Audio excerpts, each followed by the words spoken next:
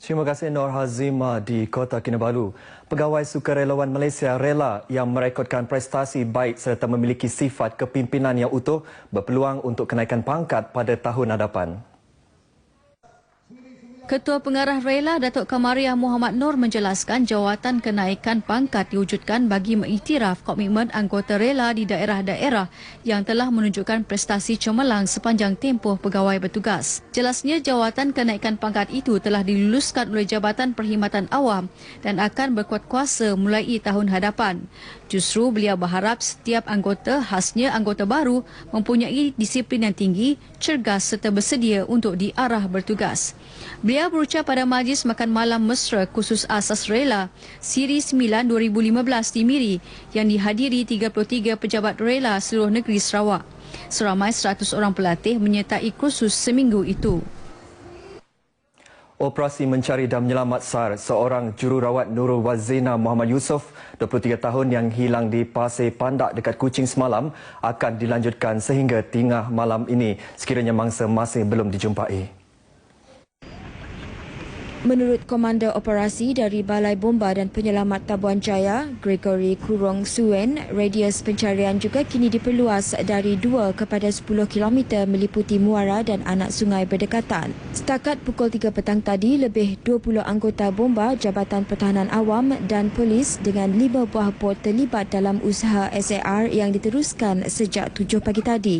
Mangsa kali terakhir dilihat berjalan di kawasan pantai bersama rakan sebelum dipercayai tergelincir dan lenyap meskipun cuba diselamatkan. Dalam pada itu, seorang peniaga di Taman Rekreasi itu berharap pihak berkaitan meningkatkan keselamatan di kawasan berkenaan.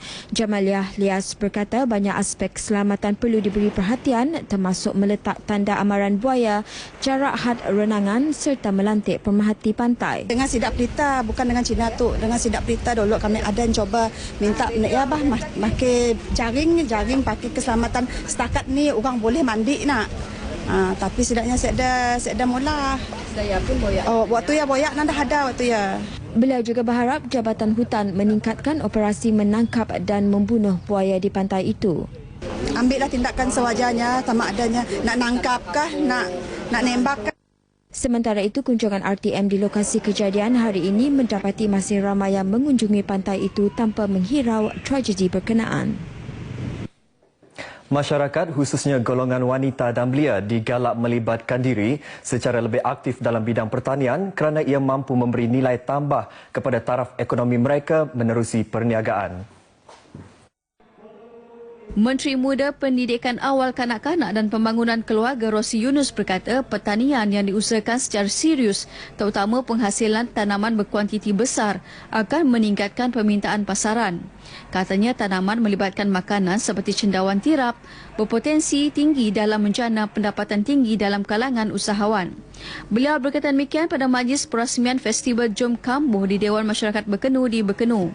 Dalam pada itu, beliau berharap kursus berkaitan tanaman cendawan dipanjangkan kepada para wanita di kawasan itu pada masa hadapan bagi menggalakkan penglibatan mereka dalam industri berkenaan. Jelasnya, festival anjuran Pusat Internet 1 Malaysia Zon Miri itu memberi manfaat besar kepada masyarakat setempat, terutama kerjasama pelbagai agensi yang turun padang memberi perkhidmatan yang lebih dekat bagi membantu masyarakat. Pelbagai aktiviti diadakan antaranya pameran agensi, dandanan dan solekan, anyaman bakul dan tudung saji, saringan kesihatan serta gerai-gerai jualan. Penduduk di bawah pentadbiran Dewan Bandaraya Kuching Utara DBKU diseru supaya menjaga kebersihan kampung dan kawasan rumah masing-masing. Datuk Bandar Kuching Utara, Datuk Abang Abdul Wahab Abang Julai berkata dengan adanya perkampungan yang bersih secara tidak langsung mencerminkan sikap komuniti dan warga kampung yang mementingkan amalan kebersihan dalam kehidupan seharian. Ini juga sejajar dengan Pelan Penambahbaikan Cantik Bersih dan Selamat CBS Bandara Kuching 2013 hingga 2017. Beliau berucap pada majlis penangguhan program Lan Berambih Kampung Sungai Bedil di Kampung Sungai Bedil, Kuching. Pelbagai program diadakan termasuk pertandingan bergendang Melayu dan bertandak solo, masakan tradisional selain pameran dan jualan. Kemudahan dan prasarana untuk Sukan Malaysia Sukma ke-18 Sarawak dijangka siap Mac tahun depan bagi membolehkan Prasukma dianjurkan untuk menguji kemudahan tersebut. Menurut Pengerusi Jawatan Kuasa Pengelola Sukan itu, Tan Sri Dato' Amar Moshidegani, antara kemudahan yang dibina serta dinaik taraf semula di negeri ini termasuk pembinaan pusat akuatik baharu, lapangan sasar menembak dan menaik taraf Stadium Sarawak. Beliau yang juga Setiausaha Kerajaan Negeri berkata pendaftaran akan dibuka mulai bulan ini sehingga Januari tahun depan. Ia akan diteruskan dengan larian baton pada bulan Februari untuk mempromosi Sukma di seluruh negeri. Sementara itu, pada bulan Mac dan April pula, pihaknya akan mengadakan kunjungan hormat ke atas ketua-ketua menteri dan menteri besar di seluruh negara untuk memaklumkan mengenai persediaan Sukma. So, you ask me what we have learned, we will ensure those aspects of managing sports which is create the success of running the event. Beliau memberitahu demikian pada sidang media berkenaan persediaan Sukma 2016 di Stadium Negeri Sarawak di Kuching. Dalam pada itu, Tan Sri Moshidi turut melawat ke tapak-tapak kemudahan Sukma seperti pusat akuatik, squash, bowling padang dan lapang sasar menembak. Dijangka seramai 8,000 atlet dan pegawai akan berkumpul di perkampungan sukan di Universiti Malaysia Sarawak UNIMAS untuk sukan itu yang bermula dari 22 hingga 31 Julai 2016. Sukan etnik Sarawak yang juga dikenali sebagai sukan rakyat bukan sahaja dapat menghimpunkan dan mengetengahkan pelbagai jenis sukan tradisional suku kaum di negeri ini, malah menjadi ruang bagi masyarakat setempat mengeratkan lagi hubungan masyarakat berbilang kaum di negeri ini. Program yang berkonsepkan Sukan Satu Malaysia ini merupakan antara usaha kerajaan memartabatkan dan menghidupkan semula sukan rakyat sebagai warisan. Sukan yang mula diperkenalkan tahun 2014 itu pada mulanya dikenali sebagai Karnival Sukan Rakyat Forum 2014, anjuran Persekutuan Persatuan Orang Ulu Sarawak Malaysia Forum dan Kementerian Pembangunan Sosial KPS. Bagaimanapun, pada tahun 2015, nama program itu ditukar kepada Pertandingan Sukan Etnik Sarawak dengan melibatkan penyertaan beberapa kaum lain. Pertandingan kali ini anjuran bersama KPS Sarawak, Pejabat Presiden Bahagian Miri dan Forum serta mendapat kerjasama beberapa persatuan di Miri. Penganjuran Pertandingan Sukan Etnik Sarawak 2015 baru-baru ini mengetengahkan 13 jenis permainan tradisional dengan 16 kontingen mengambil bahagian. Sukan ini memang sukan tradisional Kelabit, juga yang pertama kali diadakan di Miri lah. Menurut Rabi Impen pula, permainan Batak Lampung dimainkan oleh kaum lelaki masyarakat Iban pada masa dahulu di Rumah Panjang semasa majlis keramaian. Permainan ini dijalankan di antara orang yang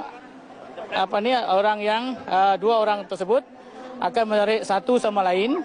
Jadi siapa yang peserta yang terangkat akan dikira kalah lah.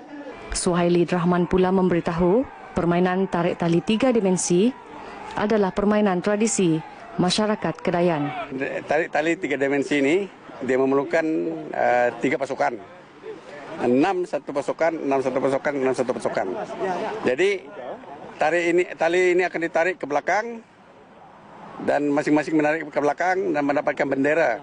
Dan siapa yang mendapatkan bendera yang pertama, maknanya itulah yang akan memenangi pertandingan ini.